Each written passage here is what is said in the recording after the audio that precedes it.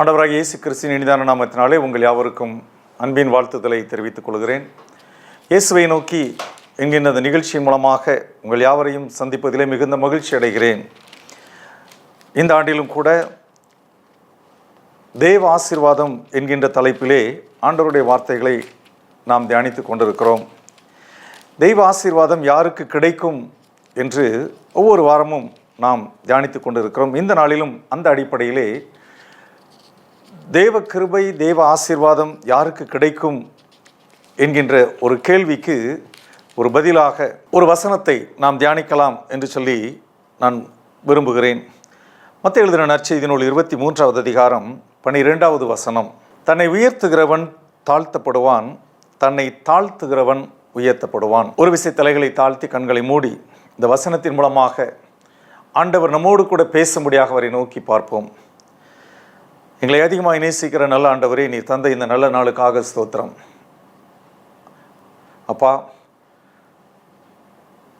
தெய்வ கிருபை யாருக்கெல்லாம் கிடைக்கும் என்கின்ற தலைப்பிலே தொடர்ச்சியாக உடைய வார்த்தைகளை தியானிக்க கர்த்தர் எங்களுக்கு கிருபை செய்திருக்கிறேன், நன்றி செலுத்துகிறோம். இந்த நாளிலும் தன்னைத்தான் தாழ்த்துகிறவன் உயர்த்தப்படுவான் என்கின்ற அடிப்படையிலே உடைய வசனத்தை தியானிக்க கர்த்தர் எங்களுக்கு உதவி செய்வீராக. ஒரு மனுஷனுடைய சத்தத்தை அல்ல, உம்முடைய சத்தத்தை கேட்கும்படியான பாக்கியத்தை எங்கள் ஒவ்வொருவருக்கும் தருவீராக.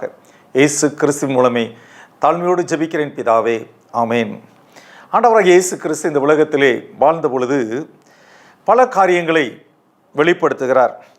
அப்படி வெளிப்படுத்துகின்ற பொழுது இந்த மத்தேயு எழுதின நற்செய்தி நூலிலே 23வது அதிகாரத்திலே 12வது வசனத்திலே இந்த காரியத்தை குறித்து அவர் தன்னை பின்பற்றி வந்த தன்னுடைய சீஷர்களுக்கு, விசுவாசிகளுக்கு அவர் சொல்லுகிறார். என்ன சொல்லுகிறார்? தன்னை உயர்த்துகிறவன் தாழ்த்தப்படுவான், தன்னை தாழ்த்துகிறவன் உயர்த்தப்படுவான். ஒவ்வொரு நாளும் நம்முடைய வாழ்க்கையிலே ஆசீர்வாதத்தை பெற்றுக்கொள்வதற்காக நாம் பல விதங்களிலே தேவனை நோக்கி பார்க்கிறோம், ஜெபிக்கிறோம். இன்னும் கர்த்தர் இப்படியாகிலும் நம்மை ஆசீர்வதிக்க மாட்டாரா என்று சொல்லி அதிகமான காணிக்கைகளையும் கொடுக்கிறோம். இன்னும் சொல்ல வேண்டும் என்று சொன்னால், கர்த்தருடைய ஆசீர்வாதத்தை, கடவுளினுடைய ஆசீர்வாதத்தை நாம் பெற்றுக்கொள்ள வேண்டும் என்பதற்காக பல புண்ணிய காரியங்களை நாம் செய்து கொண்டிருக்கிறோம். ஆனாலும் கடவுளுக்கென்று காணிக்கை செலுத்துவதினாலே, கடவுளுக்கென்று பலி செலுத்துவதினாலே, கடவுளுக்கென்று தான தர்மங்கள் செய்வதினாலோ அல்லது கடவுளுக்காக அநேக பூஜை புனஸ்காரங்கள் செய்வதினாலோ கடவுளினுடைய ஆசீர்வாதத்தை நாம் பெற்றுக்கொள்ள முடியுமா? கடவுளுடைய கரத்திலிருந்து நன்மையை பெற்றுக்கொள்ள முடியுமா என்று கேள்விகள் நம்முடைய உள்ளத்திலே எழும்பலாம். ஏனென்று சொன்னால், பல நேரங்களிலே நாம் சோர்ந்து போனவர்களாக காணப்படுகிறோம். எவ்வளவோ கடவுளுக்கு நேர்ச்சியாக செய்துவிட்டோமே, ஆனாலும் நான் விரும்புகின்ற நன்மை எனக்கு கிடைக்கவில்லையே. எவ்வளவு தூரம் நான் நடைபயணமாக நான் சென்று கடவுளை தரிசித்தேனே, இன்னும் என்னுடைய வாழ்க்கையிலே அநேக காரியங்களை இழந்து நான் கடவுளுக்காக இத்தனை கிலோமீட்டர் நடந்து போனேனே, என்னைத்தானே நான் அநேகந்தர வருத்தி கொண்டேனே, ஆனால் நான் விரும்புகிற நன்மை கிடைக்கவில்லையே என்கின்ற ஏக்கத்தோடு, எதிர்பார்ப்போடு நாம் இந்த உலகத்திலே வாழ்ந்து கொண்டிருக்கலாம். யாருக்கு தேவனுடைய ஆசீர்வாதம் கிடைக்கும்? யாருக்கு கடவுளினுடைய அனுக்கிரகம் கிடைக்கும்? கடவுளினுடைய கரத்திலே நன்மை கிடைக்கும் என்றால், இந்த உலகத்திலே வாழ்ந்து கொண்டிருந்த பொழுது இயேசு கிறிஸ்து அவர் சொன்ன ஒரு காரியத்தை தான் இங்கே நாம் வாசிக்க கேட்டோம். தன்னை உயர்த்துகிறவன் தாழ்த்தப்படுவான், தன்னை தாழ்த்துகிறவன் உயர்த்தப்படுவான்.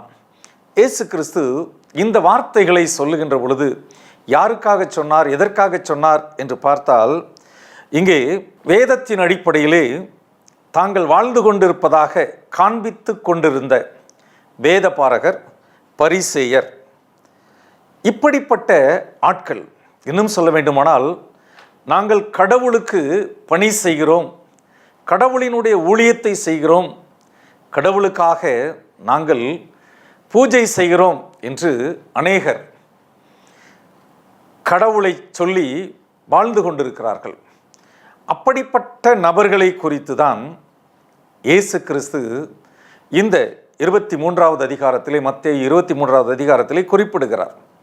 என்ன சொல்கிறார்? 4வது வசனத்திலிருந்து நாம் வாசித்து பார்ப்போமானால் அங்கே என்ன சொல்லப்பட்டிருக்கிறது?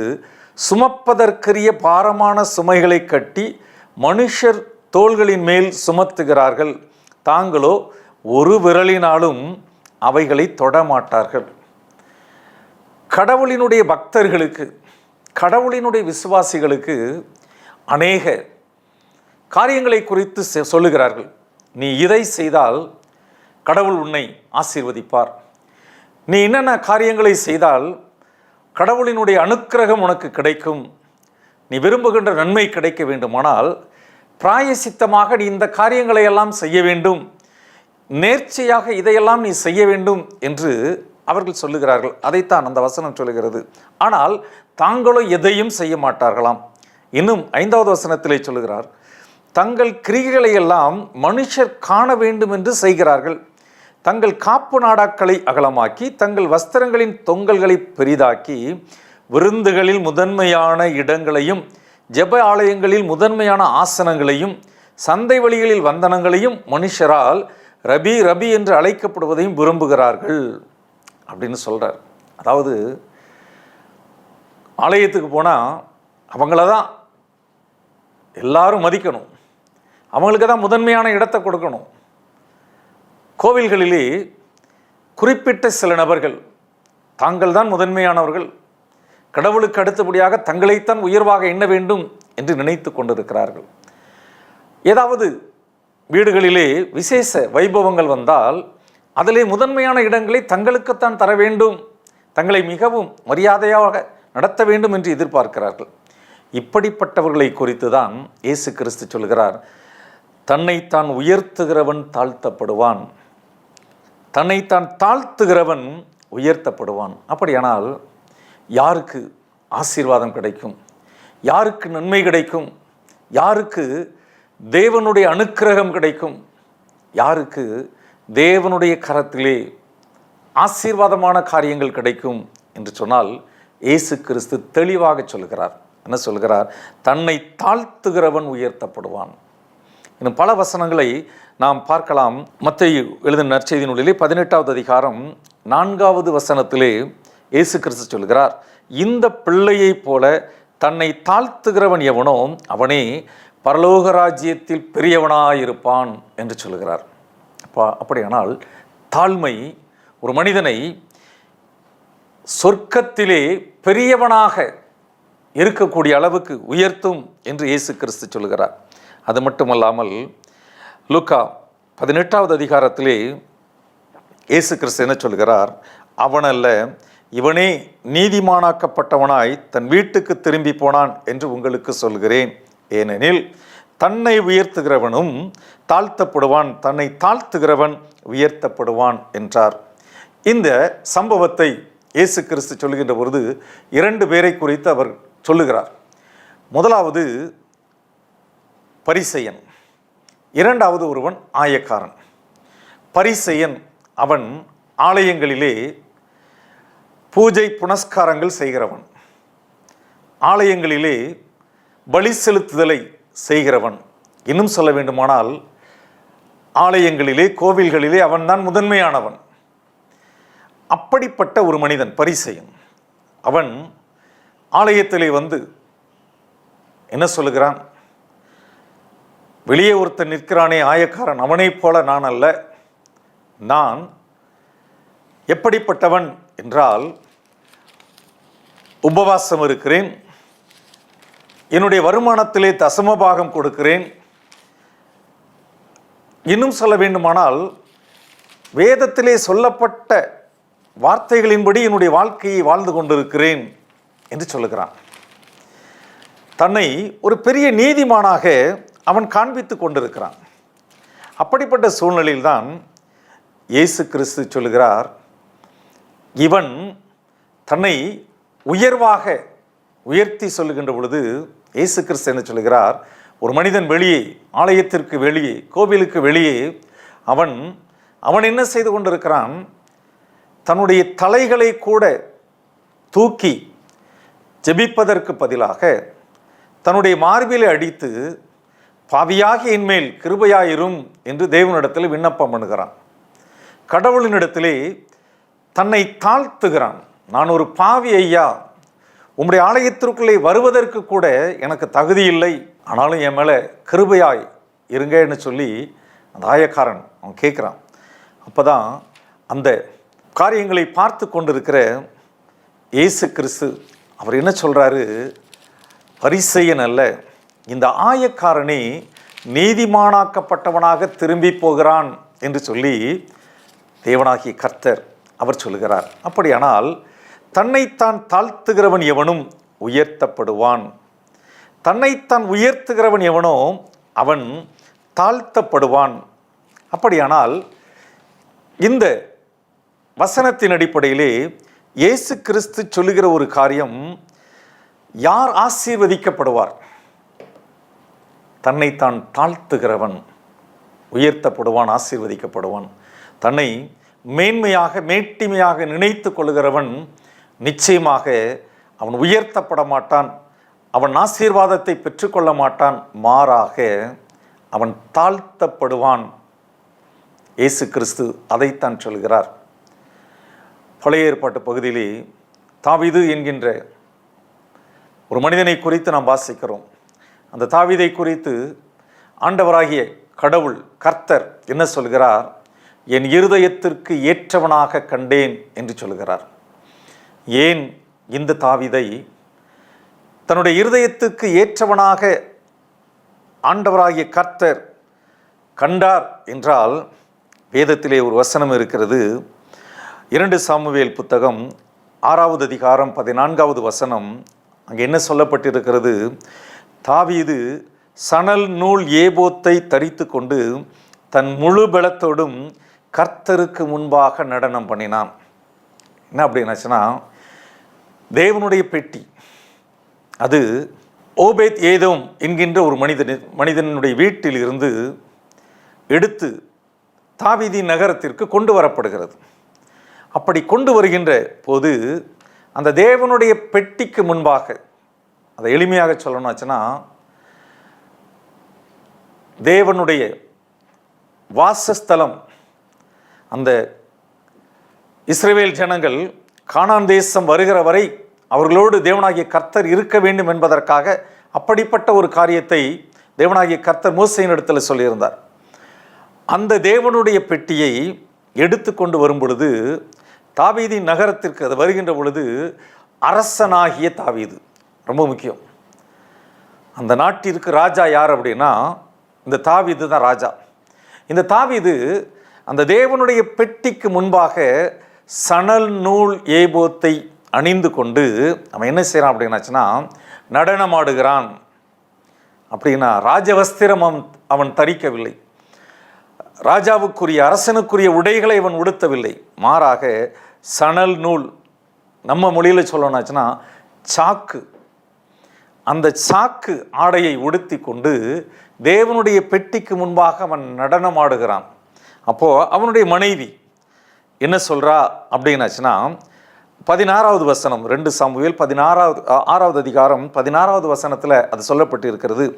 கர்த்தருடைய பெட்டி தாவீதி நகரத்திற்குள் பிரவேசிக்கிற போது சவுலின் குமாரத்தியாகிய மீகாள் பலகனி வழியாக பார்த்து தாவீது ராஜா கர்த்தருக்கு முன்பாக குதித்து நடனம் பண்ணுகிறதை கண்டு தன் இருதயத்திலே அவனை அவமதித்தாள்.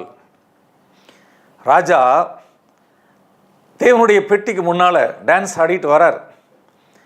டான்ஸ் ஆடுறத யார் பார்க்கா அப்படின்னா, அந்த தாவீது ராஜானுடைய மனைவி மீகாள். அவளுக்கு தன்னுடைய கணவனை குறித்து, அவன் ராஜா, அதனால் தன்னுடைய கணவன் ராஜா, தான் ஒரு ராஜஸ்திரீ, ஒரு அரசி. அந்த அரசி அப்படிங்கிற ஸ்தானத்திலிருந்து தன்னுடைய கணவனை குறித்து மிகவும் கீழ்த்தரமாக எண்ணுகிறாள். என்ன அப்படின்னாச்சுன்னா, வசனம் சொல்லுங்க பாருங்க, தன் இருதயத்திலே அவனை அவமதித்தாள். ரொம்ப கேவலமாக நினைக்கிறான். இன்னைக்கு கூட அநேக பெண்கள் தன்னுடைய கணவர்கள் தாழ்மையாக இருப்பதை கண்டு அவர்களை கேவலமாக நடத்துகிறதை நம்முடைய வாழ்க்கையிலே நாம் பார்க்க முடிகிறது. தாவீதும் தேவ சமூகத்திற்கு முன்பாக தன்னை தாழ்த்தி சணல் நூல் ஏபோத்தை சாக்க உடையாக உடுத்தி கொண்டு தேவ சமூகத்திற்கு முன்பாக நடனமாடுகிறான், தன்னை தாழ்த்துகிறான். அதை கண்டு பொறுக்காத அவனுடைய மனைவி அவனை அவமதிக்கிறாள். அது மட்டும் இல்லை, 2 சாமுவேல் 6வது அதிகாரம் 20வது வசனத்தில் அந்த மீகால் செய்கிற காரியம் என்ன சொல்கிறது? தாவீது தன் வீட்டாரை ஆசீர்வதிக்கிறதற்கு திரும்பும்போது சவுலின் குமாரத்தியாகிய மீகால் தாவீதுக்கு எதிர்கொண்டு வந்து, அற்ப மனுஷரில் ஒருவன் தன் வஸ்திரங்களை கலற்றி போடுகிறது போல இன்று தம்முடைய ஊழியக்காரருடைய பெண்களின் கண்களுக்கு முன்பாக தம்முடைய வஸ்திரங்களை உரிந்து போட்டிருந்த இஸ்ரவேலின் ராஜா இன்று எத்தனை மகிமைப்பட்டிருந்தார் என்றாள். அதாவது நம்ம பாஷையில் சொன்னாச்சுன்னா நக்கல். எப்படி நக்கல்? இந்த தாவீதினுடைய மனைவி மீகால் ரொம்ப நக்கலாக பேசுகிறான், கேவலமாக தாவீதை குறித்து அங்கே பேசுகிறான். அநேக பெண்களுக்கு முன்பாக சணல் நூல் சாக்க உடுத்திக்கிட்டு நீ டான்ஸ் ஆடுன, ரொம்ப பெருமையாக இருந்துச்சு அப்படிங்கிற மாதிரி அவ சொல்கிறான். ஆனால் அந்த தாவீது என்ன சொல்கிறார் பாருங்க, 21வது வசனம் சொல்லுகிறது, அதற்கு தாவீது மீகாலை பார்த்து, உன் தகப்பனை பார்க்கிலும் அவருடைய எல்லா வீட்டாரை பார்க்கிலும் என்னை இஸ்ரவேலாகிய கர்த்தருடைய ஜனத்தின் மேல் தலைவனாக கட்டளையிடும்படிக்கு தெரிந்து கொண்ட கர்த்தருடைய சமூகத்திற்கு முன்பாக ஆடி பாடினேன் அப்படின்னு சொல்லிட்டு அடுத்தது சொல்லுவார் பாருங்க, இதை பார்க்கிலும் இன்னும் நான் நீசனும் என் பார்வைக்கு அர்ப்பணுமாவேன். அப்படியே நீ சொன்ன பெண்களுக்கு கூட மகிமையாய் விளங்குவேன் என்றான். பாருங்க, ஆடு மேய்ச்சிக்கிட்டு இருந்த என்னை உன்னுடைய தகப்பனாகிய சவுலை ராஜஸ்தானத்திலிருந்து தள்ளி என்னை அந்த ராஜஸ்தானத்தில் என் தேவனாகிய கர்த்தர் உயர்த்தினார். அதனால் உன்னுடைய தகப்பன் வீட்டாரை பார்க்கிலும் அவருடைய எல்லா வீட்டாரை பார்க்கிலும் என்னை இஸ்ரவேலாகிய கர்த்தருடைய ஜனத்தின் மேல் தலைவனாக கட்டளையிடும்படிக்கு தெரிந்து கொண்ட கர்த்தருடைய சமூகத்திற்கு, அவருக்கு முன்பாக நான் ஒன்றும் இல்லை, நான் குப்பை, இன்னும் என்னை தாழ்த்துவேன் அப்படின்னு சொல்றார். பாருங்க, அந்த தாவீதை தேவனாகிய கர்த்தர் உயர்த்தினார். உயர்த்தினது மட்டும் இல்லை, அந்த தாவீதினுடைய வம்சத்தில் தான் இயேசு கிறிஸ்துவே வந்து பிறக்கிறார். அந்த தாவீதுக்கு ஆண்டவர் ஒரு வாக்குத்தத்தத்தை கொடுத்தார். உன்னுடைய பிள்ளைகள் எனக்கு விரோதமாக அவர்கள் பாவம் செய்தாலும் ராஜ்ய பாரத்தை அவர்களில் நின்று நான் நீக்க மாட்டேன் என்கின்ற ஒரு வாக்குத்தத்தத்தை கொடுக்கிறார். இன்னும் சொல்லணும் அப்படின்னாச்சுன்னா, தாவீதை என் இருதயத்துக்கு ஏற்றவனாக கண்டேன்.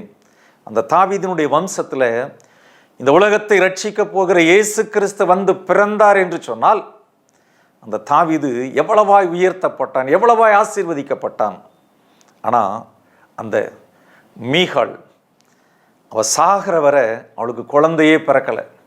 தேவன் மீகாளினுடைய கற்பத்தை அடைத்தார். மேட்டிமையானது. தன்னை உயர்த்துகின்ற ஒரு பெண்மணியாக வாழ்ந்தபடியினாலே மீகாளினுடைய கற்பத்தை தேவன் அடைத்து போட்டார். அவளுக்கு குழந்தையே இல்லாமல் போச்சு. இந்த சம்பவத்தின் மூலமாக நாம் அறிந்து கொள்ளக்கூடிய காரியம், கர்த்தர் யாரை ஆசீர்வதிப்பார்? தன்னை தாழ்த்துகிறவர்களை அவர் உயர்த்துவார். தன்னை தாழ்த்துகிறவர்களை அவர் ஆசீர்வதிப்பார். மேட்டிமையான சிந்தனை உடையவர்களுக்கு தேவனாகிய கர்த்தர் எதிர்த்து நிற்கிறார். சற்று யோசித்து பார்ப்போம். இன்றைக்கு நம்முடைய வாழ்க்கையில் நம்முடைய பதவியை குறித்து மேட்டிமை நமக்கு இருக்கிறதா? நம்முடைய படிப்பை குறித்ததான மேட்டிமை நமக்கு இருக்கிறதா? நமது செல்வத்தை குறித்து மேட்டிமை நமக்கு இருக்கிறதா? நம்முடைய குடும்பத்தை குறித்து மேட்டிமை நமக்கு இருக்கிறதா? நம்முடைய உலக அந்தஸ்தை குறித்து மேட்டிமை நமக்கு இருக்கிறதா? குலப்பெருமைகளை கொண்டு மேட்டிமையோடு வாழ்ந்து கொண்டிருக்கிறோமா? ஆசீர்வாதம் வேண்டும் என்றால், கடவுளினுடைய அனுக்கிரகம் வேண்டும் என்று சொன்னால், தேவனுக்கு முன்பாக நம்மை தாழ்த்த வேண்டும். தாழ்மையுள்ளவன் எவனோ அவன் உயர்த்தப்படுவான். நம்மை நாம் ஆராய்ந்து பார்ப்போம். பல நேரங்கள் தேவனிடத்தில் கேட்கிற ஆசீர்வாதம் எனக்கு கிடைக்கவில்லையே என்று ஏங்கிக் கொண்டிருக்கலாம், தவித்து கொண்டிருக்கலாம், புலம்பிக் கொண்டிருக்கலாம். நம்மை நாம் ஆராய்ந்து பார்ப்போம். மேட்டிமையான காரியங்கள் என்னிடத்திலே உண்டா? என்னை குறித்து நான் அதிகமாக உயர்வாக எண்ணிக்கொண்டிருக்கிறேனோ? ஒருவேளை ஆசீர்வாதத்திற்கு தடையாக அந்த மேட்டிமையான சிந்தனைகள், மேட்டிமையான காரியங்கள் வாழ்க்கையில் இருந்து கொண்டிருக்கலாம். இந்த நாளிலே அந்த ஆயக்காரனை போல பாவியாகி என் மேல் கிருபையாயிரும் என்று நம்மை தாழ்த்தி தேவ கரத்திலே நம்மை அர்ப்பணிப்போம். அவர் நம்மை உயர்த்துவார், ஆசீர்வதிப்பார். ஜெபிக்கலாமா? கிருபையில் ஐஸ்வர்யமுள்ள எங்கள் நல்ல ஆண்டவரே, நீ தந்த இந்த நல்ல நாளுக்காக ஸ்தோத்திரம். அப்பா, தன்னைத்தான் தாழ்த்துகிறவன் உயர்த்தப்படுவான். தன்னை உயர்த்துகிறவன் எவனோ அவன் தாழ்த்தப்படுவான். பல நேரங்களிலே நாங்கள் ஜெபிக்கின்ற காரியங்கள், ஆசீர்வாதம் எங்களுக்கு கிடைக்கவில்லையே என்று ஏங்கிக் கொண்டிருக்கலாம். இந்த வார்த்தைகளை கேட்டுக்கொண்டிருக்கிற, இப்பொழுது உம்மை நோக்கி பார்த்து கொண்டிருக்கிற பலர் தங்கள் விரும்பிய ஆசீர்வாதம் கிடைக்கவில்லையே என்று ஏங்கிக் கொண்டிருக்கலாம், மங்களாய்த்து கொண்டிருக்கலாம், புலம்பிக் கொண்டிருக்கலாம். இந்த நேரத்திலே அவருடைய இருதயத்திலே உள்ள மேட்டிமையான சிந்தனைகள், மேட்டிமையான காரியங்கள், தங்களை தானே உயர்த்துகின்ற பல காரியங்கள் இருக்குமானால் அவை எல்லாவற்றையும் களைந்து போட்டுவிட்டு உமக்கு முன்பாக தாவீதை போல தன்னை தாழ்த்தி அர்ப்பணிக்க, அந்த ஆயக்காரனைப் போல தன்னை தாழ்த்தி உடைய கரத்திலே ஒப்பு கொடுக்க ஒவ்வொருவருக்கும் உதவி செய்வீராக. தங்களை தாழ்த்தி உடைய கரத்திலே நன்மைகளை, ஆசீர்வாதங்களை, அனுக்கிரகங்களை பெற்றுக்கொள்ள உடைய பிள்ளைகளுக்கு உதவி செய்வீராக.